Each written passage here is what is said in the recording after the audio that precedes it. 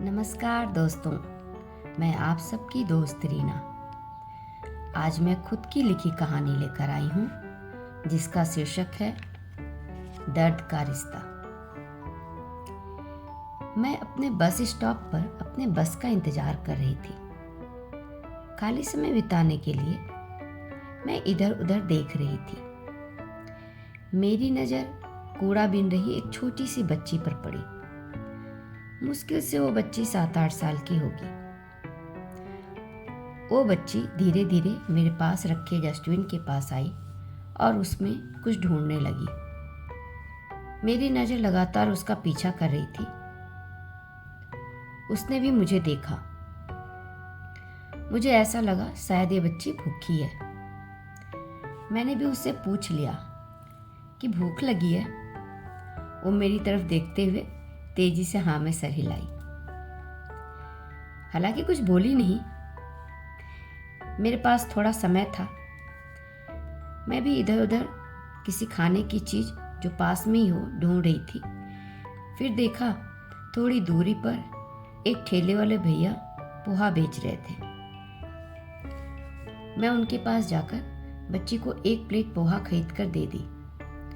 वो जल्दी जल्दी खाने लगी। मुझे लगा शायद ज़्यादा भूखी है। मैंने पोहे वाले भैया को एक प्लेट पोहा उस बच्ची को और देने को बोला और 2 प्लेट का पैसा देकर आने लगी।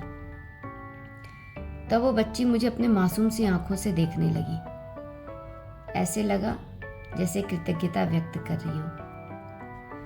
अभी भी कुछ बोली नहीं। मैं उसकी तरफ देखकर मुस्कुरा दी। फिर बस स्टॉप पर आ गई। तब तक मेरी बस भी आ चुकी थी। फिर ऑफिस में इतना काम होता है, कुछ ध्यान ही नहीं आता। शाम को भी घर आने की जल्दी होती है। घर पहुंचते पहुंचते थक गई। फिर हाथ पैर धुलकर अपने लिए चाय बनाई और आराम से बैठकर चाय पीने लगी। आज फिर से मैं अपने अतीत में चली गई, जब मेरी शादी हुई थी अभिनव से। कितने खुश थे हम दोनों और हमारा परिवार। देखते देखते 2 साल कैसे निकल गए पता ही नहीं चला। फिर हमने बच्चे की सोची। 1-2 साल और निकल गए। धीरे धीरे अभिनव और उसके परिवार का रवैया मेरे प्रति बदलने लगा। रोज रोज बच्चे को लेकर सब मुझे ताने सुनाने लगे। परिस्थितियां बदलने लगी और हालात बद से बदतर होते चले गए। फिर अभिनव ने मुझसे तलाक लेने का फैसला कर लिया। उसके घर वाले भी शायद यही चाहते थे। अंततः हमारा तलाक हो गया। मैं खाली हाथ अपने मायके आ गई। वहां पर भी धीरे धीरे लोगों का व्यवहार मेरे प्रति बदलने लगा। फिर मैं अलग इस छोटे से फ्लैट में आकर रहने लगी और यहीं से ऑफिस जाने लगी। मेरी जिंदगी में बहुत खालीपन आ गया है। अब दूसरी बार किसी और रिश्ते में बंधने से डर लगने लगा है। हालांकि मेरी उम्र 33 साल है। ऐसी कोई उम्र भी नहीं है कि मैं इस अकेलेपन का बोझ ताउम्र सहूं। लेकिन क्या करूं, इतनी कम उम्र में भी मैंने अपनों का व्यवहार बदलते देखा है। मुझे जब अपने माँ बाप भाई बहन की सबसे ज्यादा जरूरत थी तभी उन्होंने साथ नहीं दिया। पापा ने तो बोल ही दिया, इतनी मुश्किल से हमने तुम्हारी शादी की। अब तुम्हारे छोटे भाई बहन भी हैं, उनकी पढ़ाई और शादी का बोझ भी है हम पर। तुम अपने लिए अलग व्यवस्था देख लो। मैं अब तुम्हें नहीं संभाल सकता। मैंने माँ की तरफ देखा। उन्होंने भी कुछ नहीं कहा। यही सब सोचते सोचते रात के 8 बज गए। अब मैं उठी अपने लिए कुछ बनाने के लिए। देखा फ्रिज में सब्जी नहीं है। फिर मैंने बाहर से ही खाना मंगा लिया। आधे घंटे में खाना आया। खाना खाकर सो गई। सुबह फिर ऑफिस जाने के लिए वही स्टॉप पर पहुंची। आज फिर सरसरी नज़रों से मैं उस बच्ची को चारों तरफ देखी। वो बच्ची मुझे कहीं नहीं दिखी। 3-4 दिन तक ऐसे ही बीत गया। फिर एक दिन ऑफिस के लिए उसी स्टॉप पर खड़ी थी। तभी देखा वो बच्ची मेरी तरफ आ रही है। मैं उस बच्ची को देखकर मुस्कुरा दी। मुझे लगा शायद आज भी इसे भूख लगी है। फिर मैंने उससे पूछा, पोहा खाओगी? उस बच्ची ने अपना सर फिर से हिला दिया। मैंने भी उसे पोहा दिला दिया। उस दिन के बाद अक्सर वो बच्ची मुझे दिख जाती और मैं उसे पोहा दिला देती। एक दिन ऑफिस जाने के लिए वहीं स्टॉप पर खड़ी थी। फिर वो बच्ची आई। मैंने आज भी उससे पूछा, पोहा खाओगी? उसने ना में सिर हिलाया। मैंने देखा आज बच्ची कुछ उदास है। मैं उस बच्ची से पूछी, क्या हुआ, तुम उदास क्यों हो? तब वो मेरी तरफ देखने लगी, वही प्यारी सी मासूम आंखें। उसने बोला कि माँ की तबीयत ठीक नहीं है। मैंने पूछा, कहाँ है माँ? तो हाथ के इशारे से दूसरी तरफ दिखाने लगी। मुझे उस बच्ची से लगाव हो गया था। कुछ देर सोची कि क्या करूं। फिर मुझे लगा ये बच्ची मुझ पर भरोसा करती है, मुझे देखकर आना चाहिए।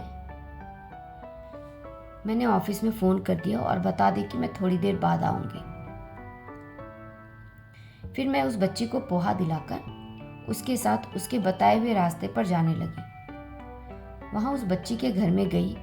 वहाँ जमीन पर गंदे से बिस्तर पर एक महिला सोई थी। उस बच्ची ने जगाया तो वो मुझे देखकर चौंक गई। वो महिला बच्चे की माँ थी। मैंने उसे बताया कि आप बीमार हैं तो आपकी बेटी मुझे लेकर यहाँ आई है। आपको क्या हुआ है?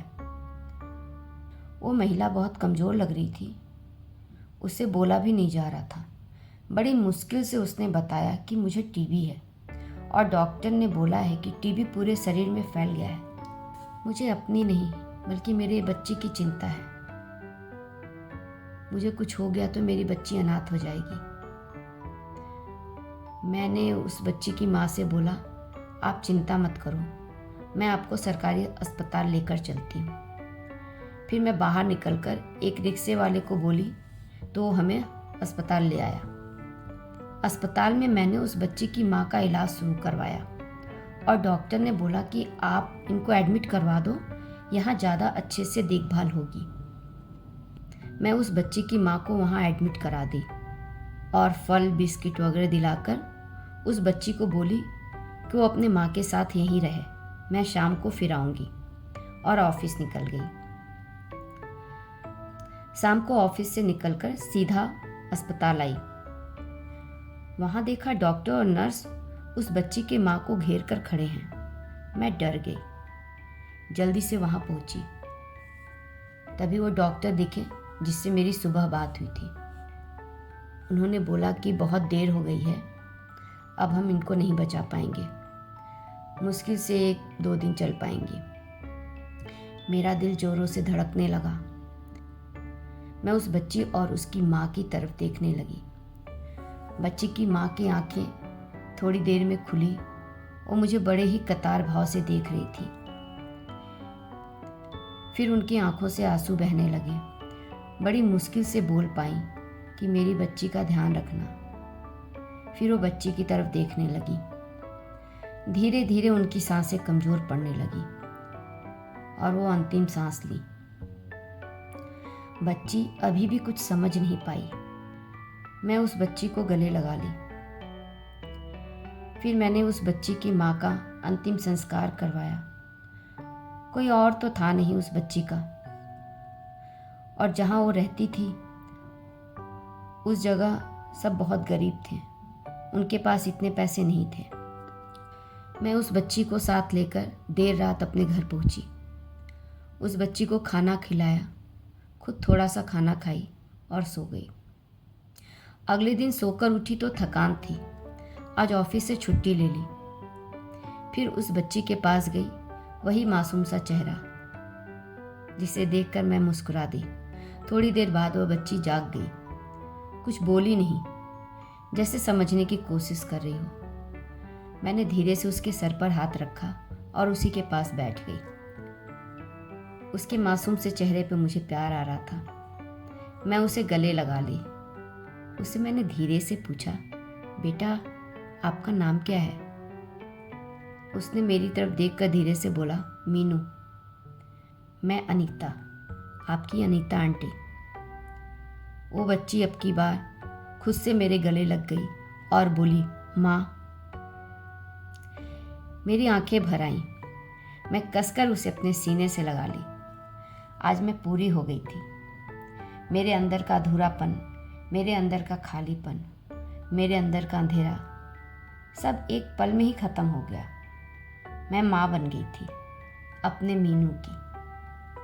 आपको ये कहानी पसंद आई है तो वीडियो को लाइक कीजिए, शेयर कीजिए, चैनल को सब्सक्राइब कीजिए और बेल आइकॉन को दबा दीजिए ताकि आपको आने वाली कहानियों का नोटिफिकेशन मिलता रहे। नमस्कार।